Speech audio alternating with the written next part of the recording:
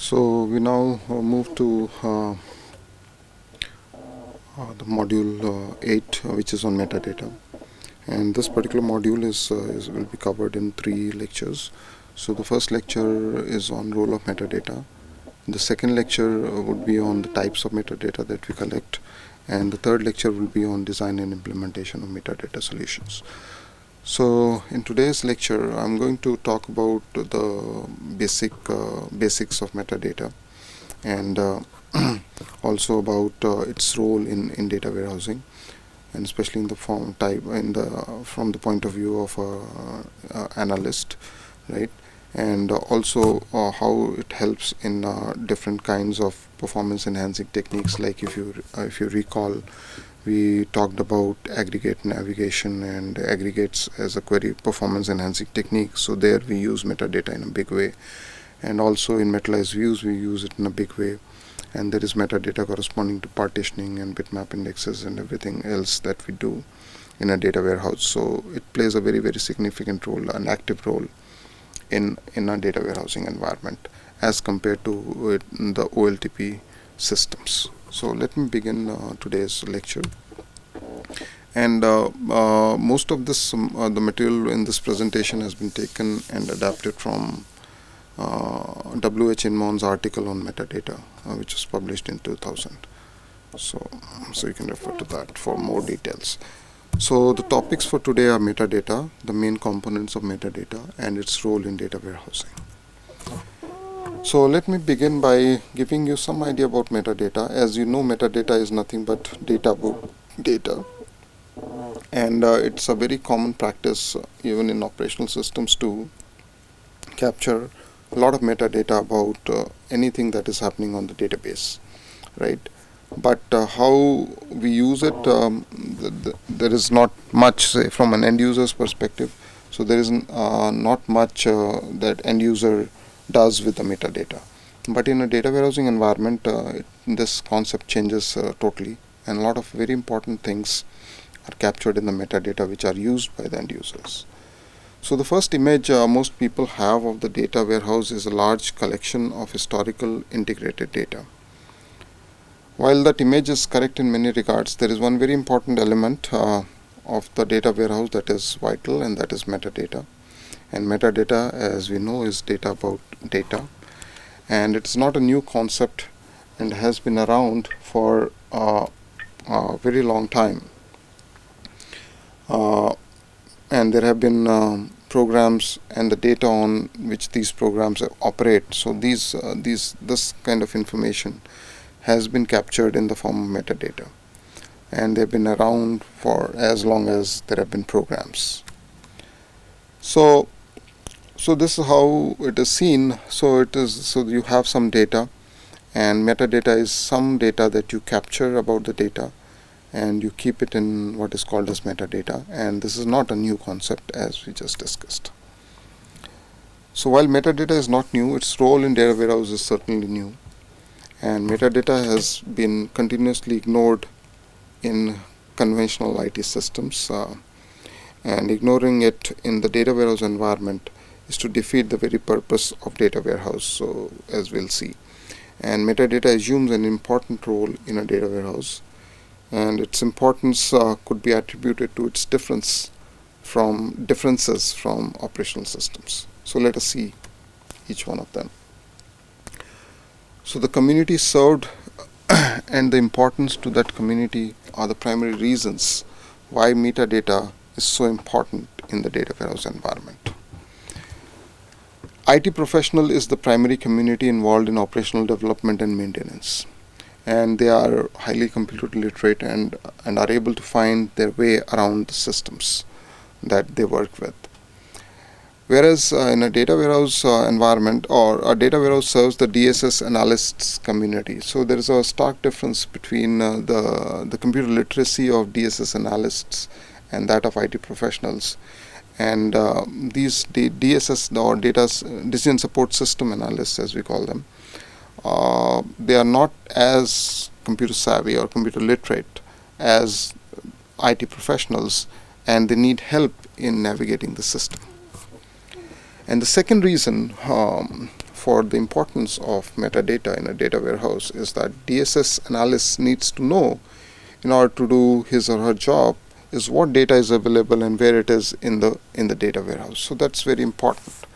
So when the DSS analyst receives an assignment, the first thing the DSS analyst needs to know is what data is there and what data there is that might be useful in or that might be required for the assignment. And for this, metadata for the data warehouse is vital to the preparatory work done by the analyst.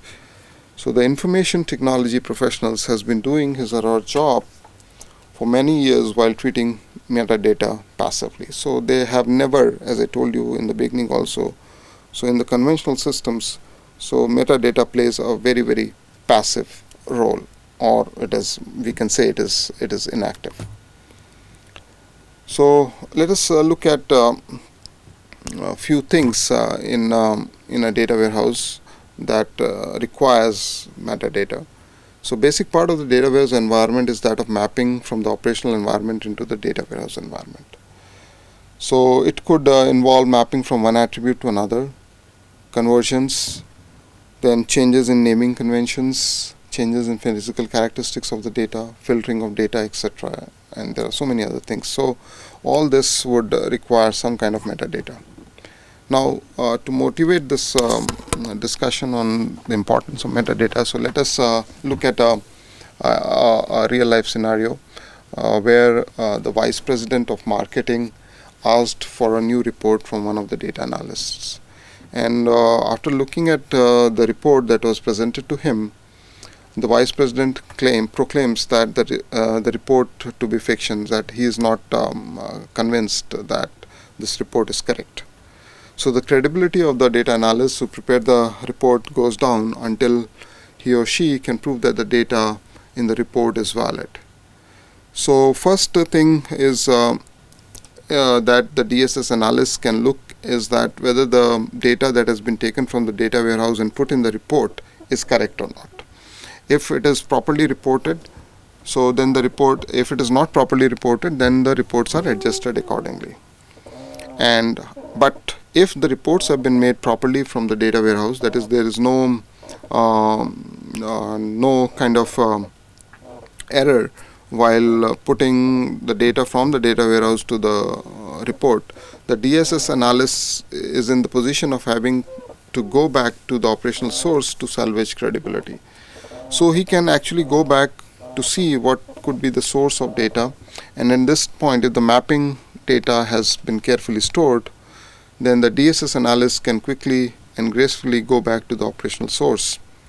But if the mapping has not been stored or has not been stored properly, then the DSS analyst has a difficult time defending his or her conclusions to the management.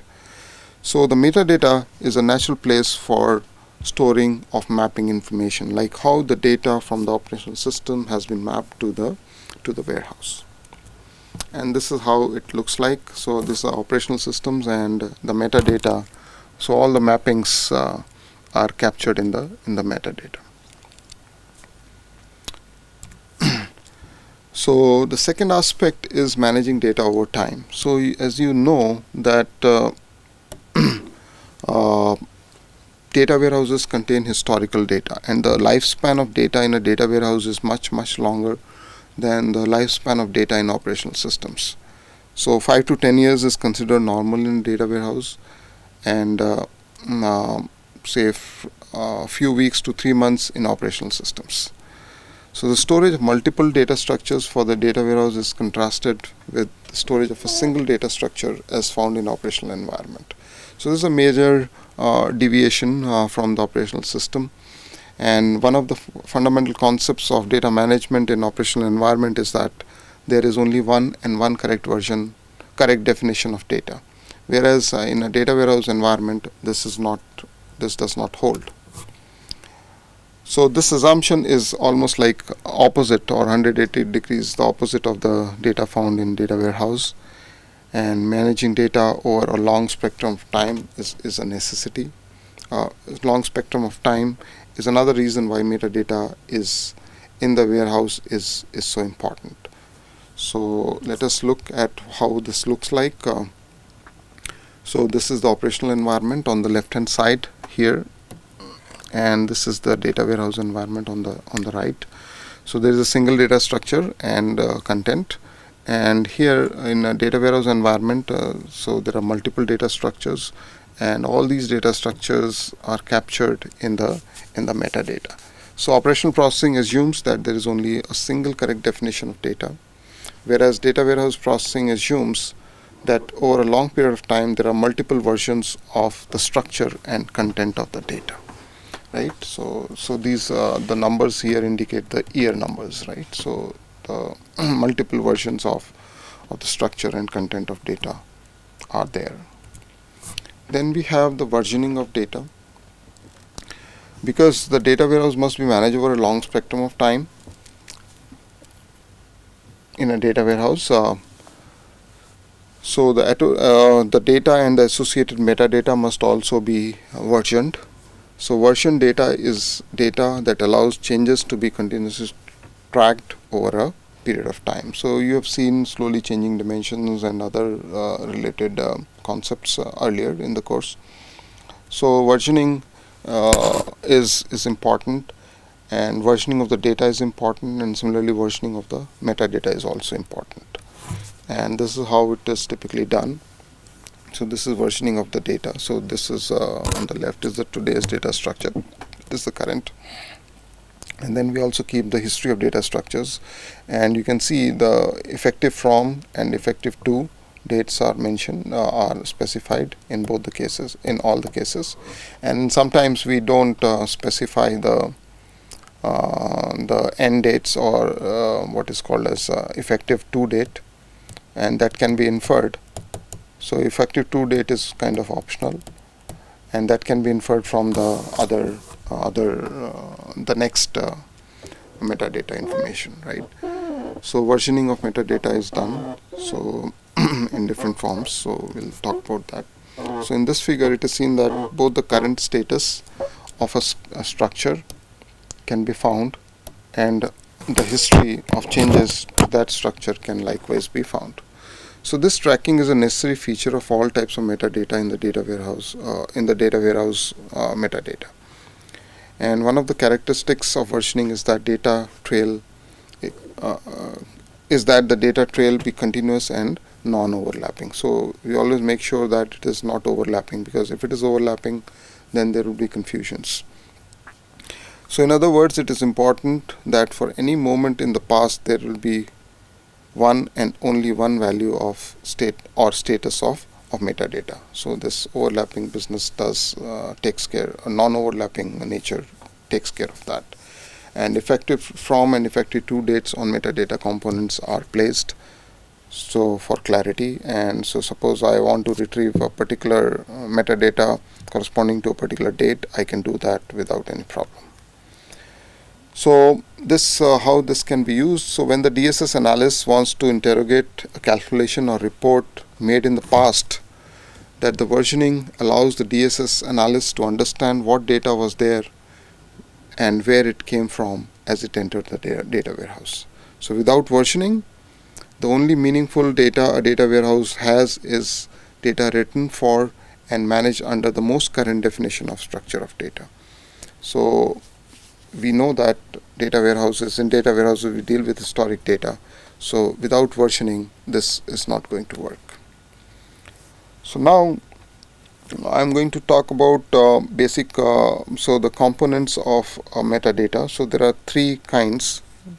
So one is the basic components, and then there are history tracking, then there are miscellaneous. So I'm going to talk about all of them. So the basic components of a data warehouse metadata store include the tables that are contained in the data warehouse, the keys of those tables, and the attributes. So this is, if you see, this is not different from the one that we collect for operational systems. So this is what is done. So the tables, keys, and the attributes all are kept here. Then the second metadata component is that of mapping. So mapping, as I told you, is an important aspect. So one of the most important components of data warehouse metadata is the mapping part. So identifying of source fields, simple attributes to attribute mapping, attribute conversions, physical characteristic conversions, encoding, reference table conversions, naming, changes, key changes, defaults, logic to choose from multiple sources. That means if data is available in multiple sources, what kind of logic you can use, and any algorithmic changes, and the list is endless. So like all other data warehouse metadata, these components should be versions. In fact, the entire metadata should be versioned. And this is what is the mapping part. So this I've talked about earlier also.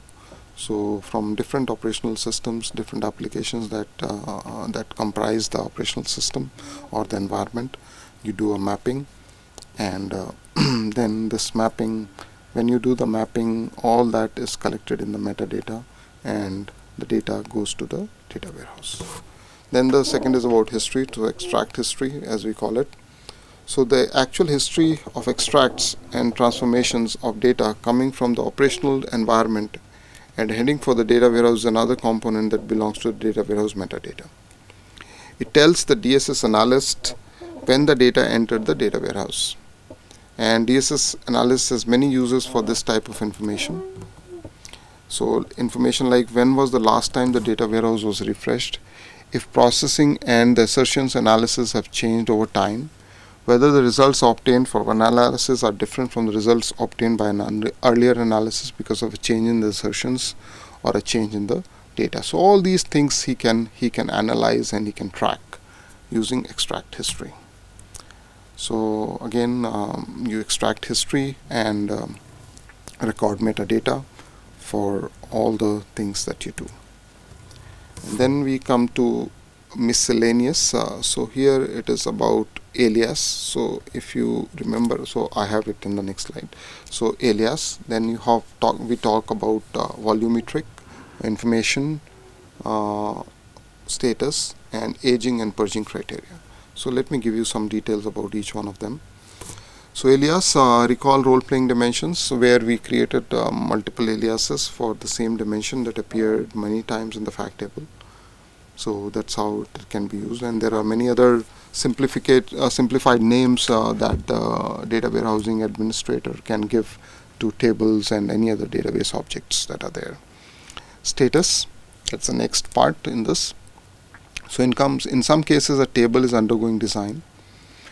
In other cases the table is inactive or may contain misleading data, right?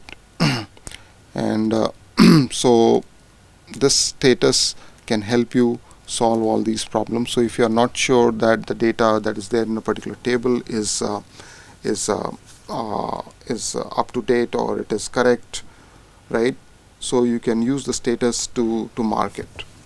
Then we have volumetric information. So the number of rows currently in the table, the growth rate of the table, the statistical profile of the table, like how often it has been used, and other characteristics, usage characteristics of the data, the indexing that is available, and its structure. So all this information is kept under the volumetric head. And then finally we have aging and purging criteria. So definition of the life cycle of our data warehouse data. So here what we keep is, like, we define the life cycle of data in a data warehouse, right? And without that, so when the data has aged or is required to be purged out of the system, so I think I mentioned this earlier also. So there is typically a sliding window protocol, so which moves ahead in time, if right, which moves which captures the latest information and purges the oldest information. So I'll try to show it to you here. So you have a sliding window. So suppose I have data from 1999, 2000, 2001. So now I need to bring in data that is 2002. So what I'll do is I'll move this window forward in time to incorporate 2002. But when I do this, 1999 goes out of the window, right? So this is what is. So I need to decide like whether it is year wise or month wise or it is week wise or it is half yearly. So I need to define that, how much the sliding window moves forward in time, right, to incorporate new data and purge new data or purge oldest data. And this is what is there. So this is how it looks like. So alias information, status, volume metrics, and aging purging criteria. And then in the next lecture we are going to basically talk about the types of metadata. So there are different types of metadata. So there could be process data, right? There could be business metadata, or there could be technical metadata. So we'll talk about that, and then after that, in the third lecture in the module, I'll be talking about the design aspects of metadata. Right. So with this, I end this lecture. Thank you.